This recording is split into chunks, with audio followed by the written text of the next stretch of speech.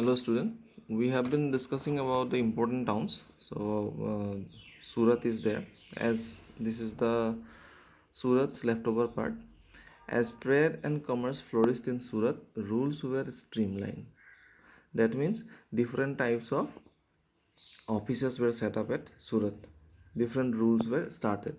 The custom house where traders paid their taxes and the mint where traders from foreign countries exchanged currency were some of the offices set up to trade with the Mughal Empire. So I hope you understand. Custom houses where traders need to pay their taxes for coming to India or else bringing something to India or taking out something from India to other countries, like buying and selling of goods. So they need to pay taxes there if they want to take something from India or if they are bringing something to India, or else they can exchange currency also in the custom houses. However, Surat experienced a decline towards the end of the 17th century. So you all know that why this decline came. Earlier, Surat experienced many development. Later, by 17th century, end of the 17th century, we have seen the decline also Surat experienced. This is all happened because of Bombay, which is given here. Many factors were responsible for it. So, what are the factors led to the decline of Surat? Let's see. Maratha leader Shivaji destroyed it in 1664 once, Surat. Also, as the Mughal Empire. Okay, so Mughal Empire also did it. Declined markets and productivity were lost.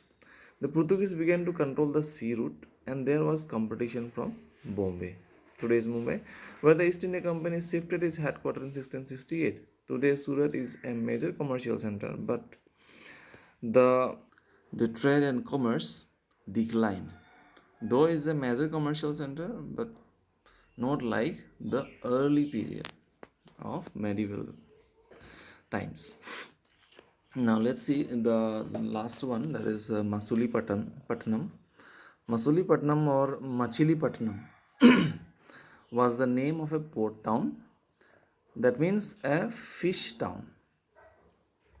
Why fish town? So people of this area mostly live by fishing. So it is situated in the Bay of Bengal on the river Krishna. Masulipatam was initially founded by the trading Arabs who founded their way from the Red Sea to southern India in the 14th century.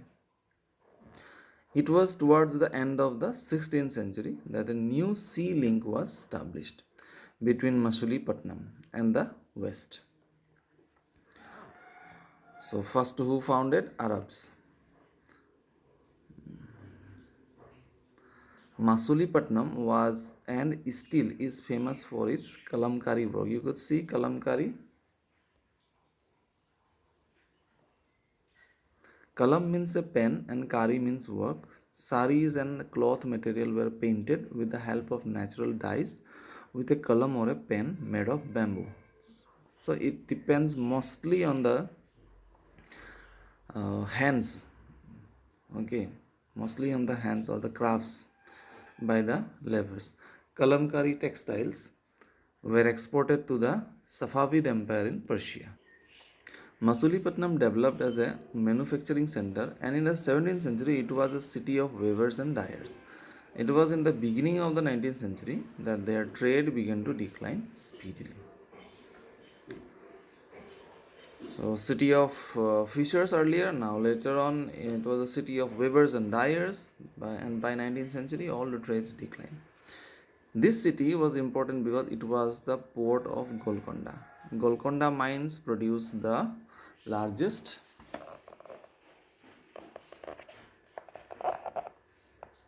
diamonds in the world. Masulipatam was prosperous due to the trade of diamonds and rubies.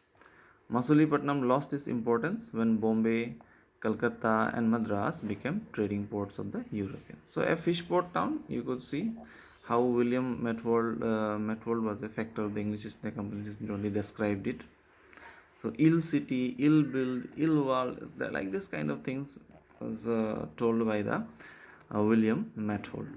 Chief port of Golconda, right worshipful East India Company have their agent, small town but populous, unwalled, ill built, were situated. So these things were given. So the city was not quite popular between this English East India Company, but they have just captured it because this city was not as beautiful as it should be.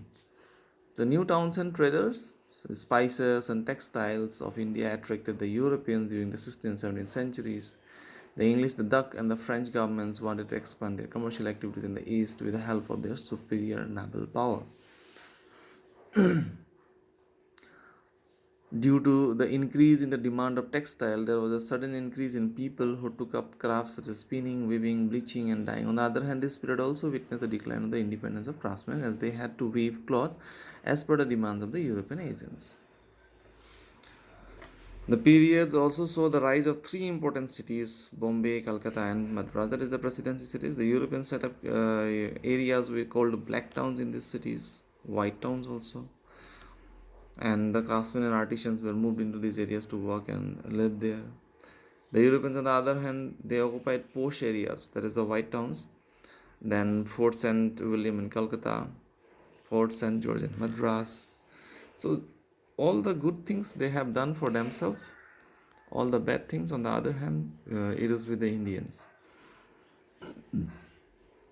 So in the other parts of the world during the same time, you could see Vasco da Gama and Christopher Columbus was one of those who sailed across the Atlantic to the African coast, went round it, crossing over to Indian Ocean. First journey took over than a year, and then he somehow reached to Calicut. And that was the time when slowly India get into the hands of the other countries.